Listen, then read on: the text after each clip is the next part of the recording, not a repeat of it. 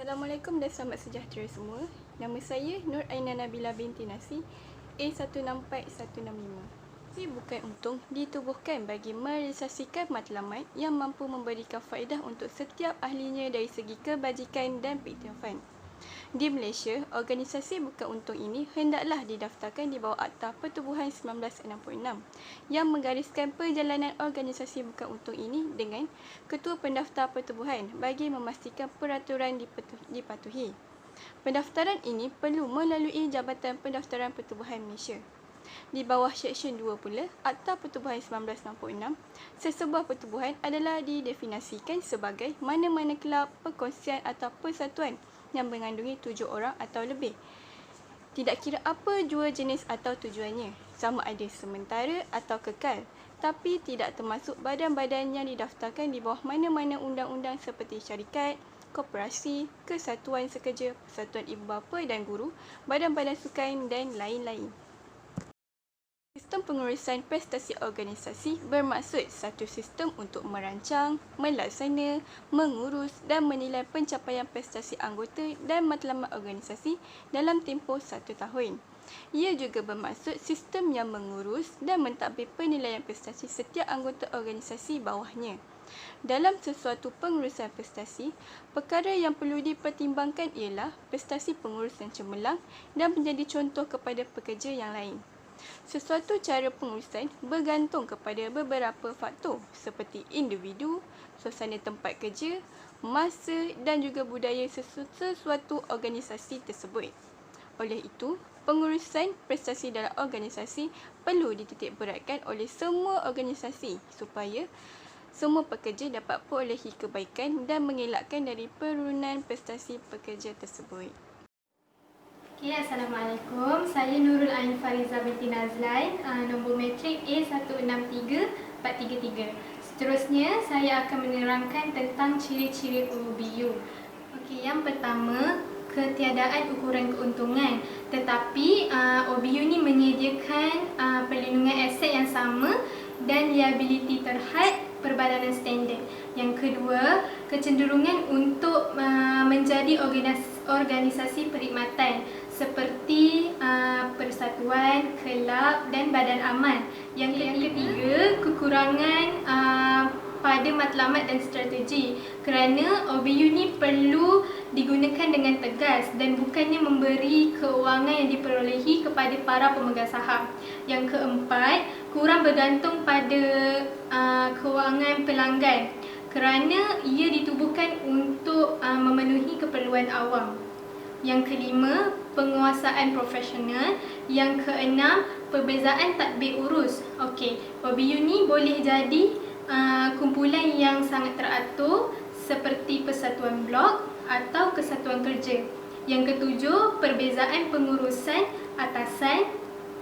Yang ke-8, kepentingan dalam pengaruh politik. Dan yang terakhir, tradisi kawalan pengurusan yang tidak mencukupi.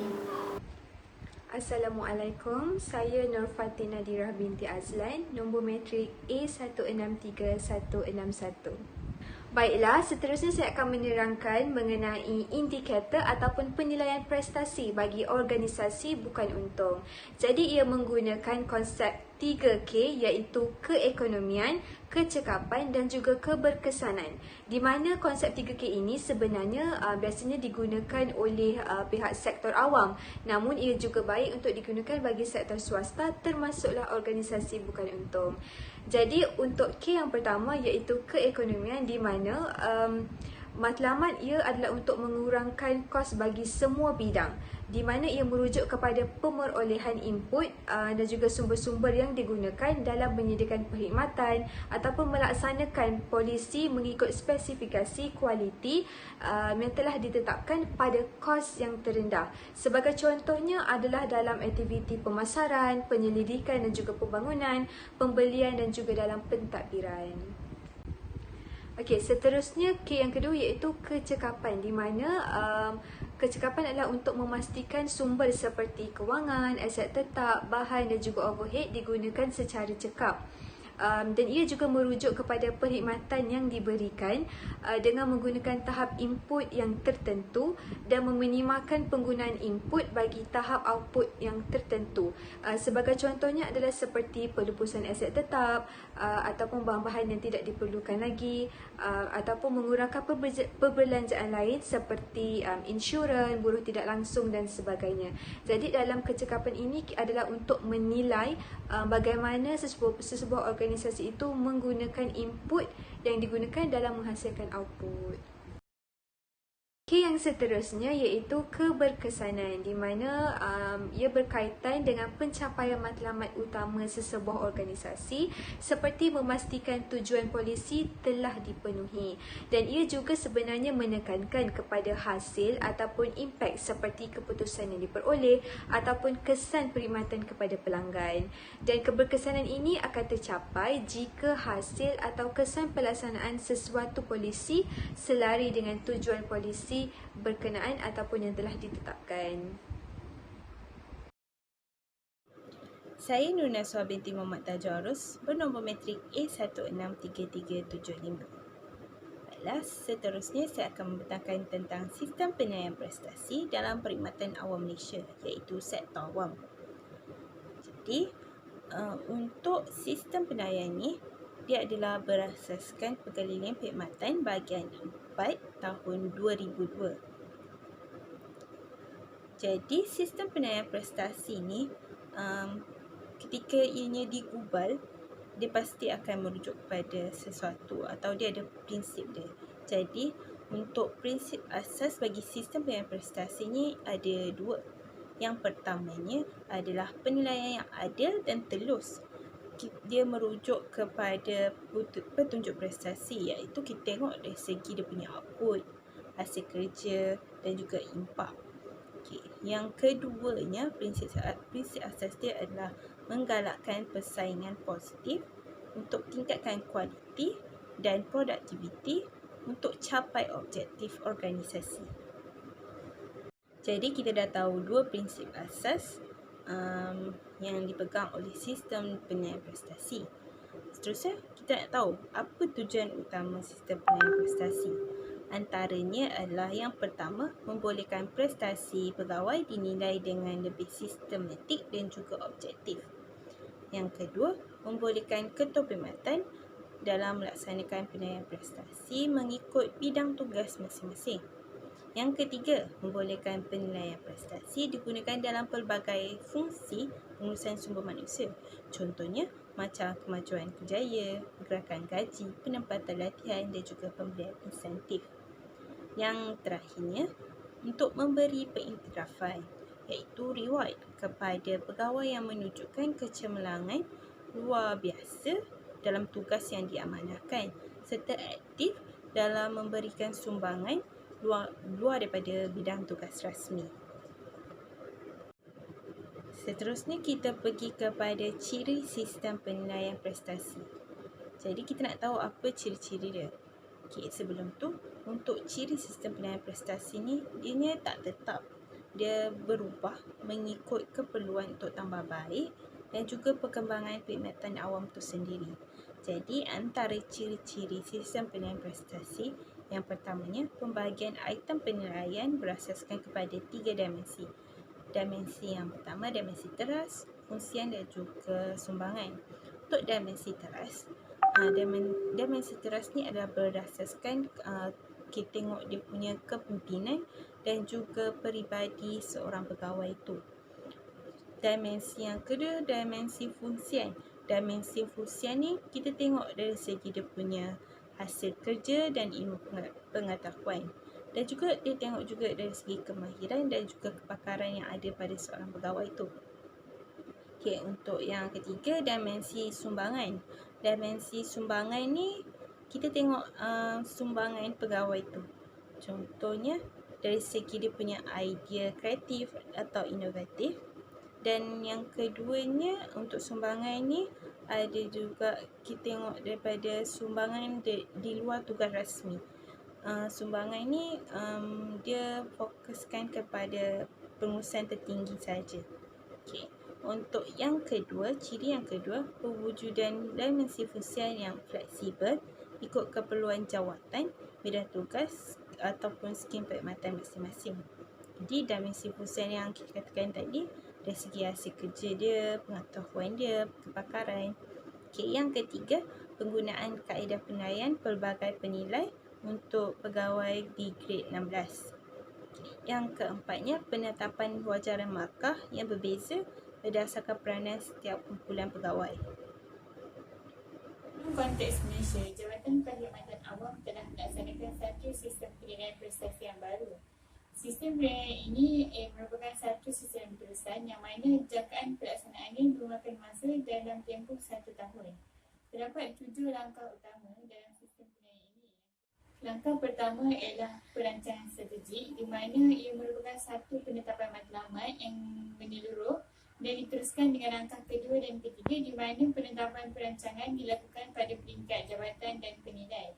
Seterusnya ialah implementasi kerja dan pemantauan, di mana pemantauan dijalankan bagi menilai prestasi pekerja adakah sama dengan perancangan yang telah ditetapkan.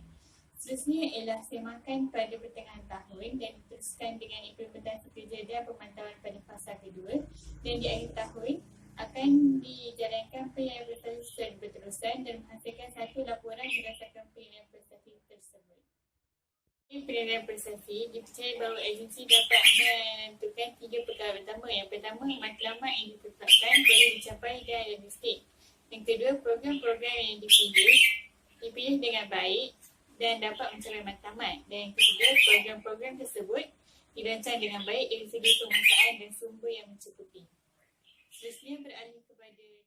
Seterusnya beralih kepada jenis-jenis pengurusan prestasi yang boleh digunakan oleh agensi awam. Yang pertama ialah pengurusan politik menyeluruh ataupun total quality management. Ia merupakan satu teknik pengurusan yang mana bukan sahaja melihat kepada keberhasilan yang menggunakan sumber dengan cepat, malah ia juga menepati kepuasan pelanggan. Yang kedua ialah piagam pelanggan. Ia merupakan piagam bertulis yang menyatakan komitmen agensi awam terhadap orang luar ataupun terhadap pelanggan tentang perkhidmatan-perkhidmatan yang disediakan.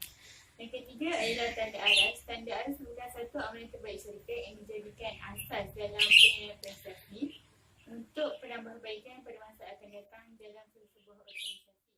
Yang keempat ialah Key Performance Indicator ataupun dengan nama lainnya petunjuk utama prestasi. Teknik ini digunakan secara menyeluruh dan banyak diamalkan di organisasi-organisasi. Seterusnya adalah Program Transformasi Kerajaan ataupun GTP. Program ini dimulakan atau dilaksanakan pada tahun 2009 yang mana ia berobjektifkan untuk mentransformasikan kerajaan dan meningkatkan kualiti hidup rakyat. Dan yang terakhir sekali adalah kad skor seimbang. Ia merupakan laporan berstruktur yang digunakan Laporan berstruktur tersebut digunakan oleh pengurus untuk mengawasi pelaksanaan aktiviti staf di bawah kawanan mereka dan menentukan apakah akibat yang akan mereka hadapi melalui tindakan-tindakan tersebut. Assalamualaikum, nama saya Umairah binti Ismail, I166624. Pengurusan awam baru adalah suatu bentuk pengurusan atau pentadbiran awam baru yang digunakan oleh kerajaan sejak 1980-an untuk memodernisasi di sektor awam. Pengurusan awam baru yang luas dan sangat kompleks istilahnya yang digunakan untuk menggambarkan gelombang reformasi di sektor awam di seluruh dunia sejak tahun 1980-an. Pengurusan awam baru yang lebih berorientasikan terhadap keputusan dan kecekapan melalui pengurusan yang lebih baik untuk kepentingan masyarakat awam. Seterusnya, terdapat 7 ciri-ciri utama melalui falsafah pengurusan awam baru, iaitu yang pertama ialah menyediakan perkhidmatan yang berorientasi dan mesra kepada pelanggan. Yang kedua ialah memperbaiki sistem prosedur kerja kerana ia memberi kesan terhadap prestasi organisasi. Yang ketiga ialah mempertingkatkan penggunaan teknologi maklumat dan komunikasi iaitu ICT kerana ianya dapat membantu sektor awam dalam mencapai gerakan pembaharuan pengurusan yang agar lebih teratur dan tersusun. Keempat ialah mempertingkatkan pelaksanaan dasar pensyarikatan dan penswastaan Malaysia. Kelima ialah memperkukuhkan struktur, organisasi dan pengurusan sumber manusia. Keenam ialah meningkatkan ketelurusan accountability dan disiplin. Dan akhir sekali ialah kejayaan pelaksanaan segala usaha ke arah pembaharuan bergantung kepada sejauh mana anggota-anggota perkhidmatan awam itu sendiri menghayati perubahan-perubahan dan maklumat pelaksanaannya dilakukan. Seterusnya, terdapat juga beberapa kekuatan dalam pengurusan awam baru, iaitu menegaskan semula hak-hak individu yang berkaitan dengan paternalistik. Seterusnya, menonjolkan peranan masyarakat dalam tadbir urus secara meluas dan menekankan keperluan ekonomi dan berusaha mengurangkan penggunaan kos. Pengurusan awam baru juga terdapat beberapa kelemahan, iaitu pengurangan peranan pemerintah negeri. Yang kedua ialah permasalahan budaya korupsi. Yang kedua ialah permasalahan politik. Yang keempat ialah negara melakukan reformasi yang tidak berkaitan dengan agenda pengurusan awam baru. Nama saya Amalina binti Muhammad Tarmizi, nombor matrik A162816.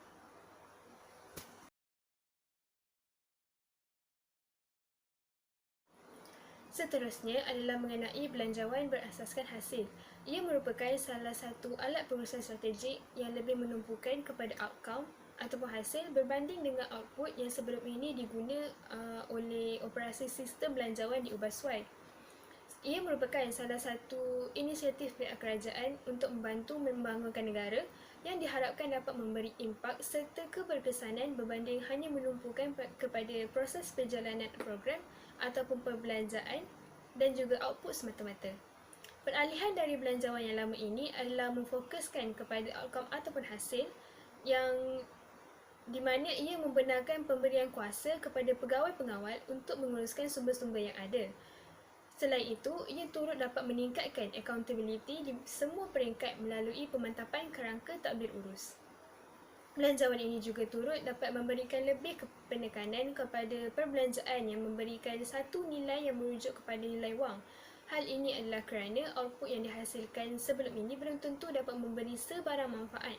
Namun dengan adanya pembaharuan belanjawan ini, keberhasilan yang ingin dicapai dapat dijangka dan juga dinilai. Jika belanjawan yang dibuat lebih tertumpu kepada output, perkara ini difokuskan terhadap perkhidmatan atau barangan yang hendak ditawarkan. Perkara-perkara ini akan diukur berdasarkan kualiti, kuantiti dan juga kos. Jika belanjawan ditumpukan kepada outcome, sudah tentu ia lebih mengutamakan kepada hasil. Jadinya sumber perubahan ini akan lebih menumpukan kepada masalah serta keperluan rakyat. Belanjawan ini terbahagi kepada 8 prinsip reka bentuk yang digunakan untuk memastikan kelancaran penggunaan belanjawan ini. Yang pertama adalah perancangan dan pembinaan bajet dilaksanakan mengikut pendekatan berasaskan program. Pendekatan ini menumpukan kepada perancangan serta pembinaan bajet yang dilakukan melalui pembentukan program-program intervensi. Hal ini dibuat adalah untuk mencapai matlamat kementerian.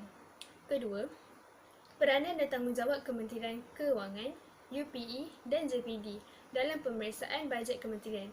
Pihak-pihak tersebut adalah bertanggungjawab untuk menjalankan pemeriksaan bajet untuk memastikan bajet yang telah dibuat adalah selaras dengan keperluan untuk mencapai hasil yang diinginkan. Ketiga, program-program kementerian adalah sejajar dengan National Results Framework ataupun NRF. Semua program yang dilakukan oleh pihak kementerian mestilah mempunyai sumbangan yang jelas kepada kerangka keberhasilan nasional. Keempat, perspektif jangka sederhana dalam perancangan dan bajet. Perancangan dan bajet mestilah disediakan dengan mengambil kira perspektif jangka sederhana untuk memastikan ia adalah sesuai dengan tempoh pencapaian keberhasilan yang mungkin tidak dapat dicapai. Hal ini adalah supaya pihak yang bertanggungjawab seperti pengurus program atau pengurus aktiviti dapat merancang dengan baik untuk penggunaan sumber yang ada. Seterusnya, kelima, pengukuhan pengurusan prestasi. Keputusan terhadap sesuatu perkara dapat dilakukan dengan baik sekiranya terdapat pengukuhan proses pemantauan serta penilaian. Perkara ini juga turut dapat membantu menambahkan baik lagi pengurusan prestasi sektor awam. Keenam, pemberian kuasa kepada pegawai pengawal. Seperti yang sudah dimaklumkan pada awal tadi, tujuan belanjawan ini adalah untuk memberikan kuasa kepada pegawai untuk menguruskan sumber-sumber yang ada. Oleh itu, perkara tersebut akan menjadi tanggungjawab mereka untuk mencapai outcome ataupun keberhasilan yang telah pun ditetapkan dan dirancang. Ketujuh, insentif pencapaian keberhasilan. Berdasarkan tujuan yang telah disebut sebentar tadi, peningkatan accountability para pegawai di sektor awam dapat dilakukan dengan adanya bantuan dari segi ganjaran dan juga sekatan.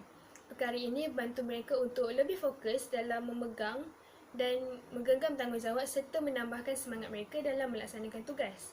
Ke-8, pembinaan keupayaan yang berterusan. Perkara ini perlu untuk memastikan prinsip dan amalan belanjawan itu dipegang dengan kukuh. Hal ini dapat dicapai dengan latihan yang lebih sistematik di peringkat nasional dan kementerian. Institut Latihan Sektor Awam dan OBB Trainers perlulah gigih untuk melatih para pegawai mereka agar semua amalan dan prinsip dapat diikuti. Apabila belanjawan berdasarkan keberhasilan ini dapat diperkenalkan, sudah tentu akan berlakunya penstrukturan semula untuk memastikan accountability di setiap peringkat disusun dengan baik. Jadi, para pegawai yang telah dipertanggungjawabkan terhadap tugas tersebut adalah haruslah memainkan peranan dengan baik serta mengambil kesemua tanggungjawab yang telah pun ditetapkan. Seterusnya adalah mengenai kitaran strategik belanjawan berdasarkan keberhasilan. Sudah tentu untuk memastikan belanjawan ini adalah berjalan dengan baik, terdapat 4 proses utama yang boleh kita lakukan, iaitu berdasarkan kitaran strategik yang ada. Kitaran yang pertama adalah perancangan berasaskan outcome ataupun hasil. Perancangan di peringkat kementerian merupakan perancangan untuk jangka masa panjang, iaitu mungkin dalam tempoh 5 tahun. Kerana untuk mendapatkan hasil yang diinginkan dalam tempoh tersebut. Oleh itu, perancangan ini perlu direka dengan mewujudkan kerangka keberhasilan di peringkat kementerian dan seterusnya menetapkan sasaran atau objektif prestasi pencapaian outcome. Perkara ini perlulah dibincang dan dipersetujui terlebih dahulu untuk memastikan sebarang masalah daripada berlaku. Jadinya, setelah selesai kerangka tersebut dirangka di peringkat kementerian, kerangka tersebut akan diturunkan kepada peringkat program dan aktiviti untuk membantu mencapai outcome yang diinginkan lagi. Gabungan sasaran prestasi ketiga-tiga peringkat tersebut akan menjadi input kepada pengisian template strategik OBB. Kitaran yang kedua adalah penyediaan bajet. Penyediaan anggaran perbelanjaan pembangunan dan perbelanjaan mengurus akan dibuat di peringkat aktiviti. Kemudian anggaran tersebut akan diselaraskan di peringkat program. Template strategi OBB tadi yang telah dibangunkan akan membantu bajet tersebut dapat dibuat dengan lebih kukuh. Sasaran belanjawan ini adalah mengikut tempoh 2 tahun serta dipastikan dapat memuaskan rancangan jangkaan pembangunan untuk 5 tahun. Sekiranya terdapat sebarang cadangan, ia perlulah diikuti dengan justifikasi yang kukuh serta dapatan penilaian program yang berkaitan. Tapi sekiranya terdapat perkara yang tidak diluluskan atau tidak dipersetujui, peruntukan yang telah ditetapkan untuk program ataupun aktiviti tersebut tidak dibenarkan untuk digunakan bagi tujuan lain ataupun program dan aktiviti yang lain tanpa kelulusan Kementerian Kewangan. Kitaran yang ketiga adalah pemantauan dan penilaian. Semua program dan aktiviti yang direka mestilah dilakukan pemantauan dan penilaian ke atasnya. Perkara ini untuk memastikan tahap pencapaian sasaran prestasi adalah baik dan keberkesanannya dapat juga dilihat.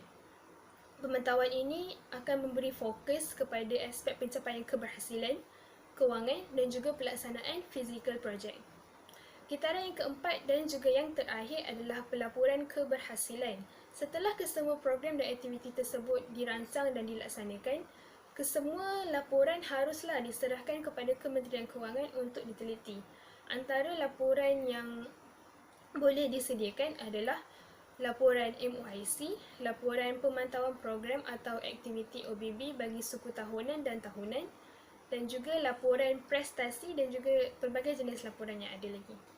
Oleh itu, dengan adanya kitaran strategik 4 langkah ini, pengendalian aktiviti dan program dapat dilakukan dengan lebih lancar. Kesemua aspek diberikan perhatian dengan secukupnya dalam memastikan masalah daripada berlaku serta sasaran juga dapat dicapai. Perkara ini adalah untuk menentukan sama ada penerusan, penambahbaikan ataupun pemansuhan aktiviti dan program terhadap sesuatu perkara. Oleh itu, perkara ini tidaklah boleh dijalankan dengan sewenang-wenangnya dan perlulah diberikan tumpuan sepenuhnya. Sekian, terima kasih.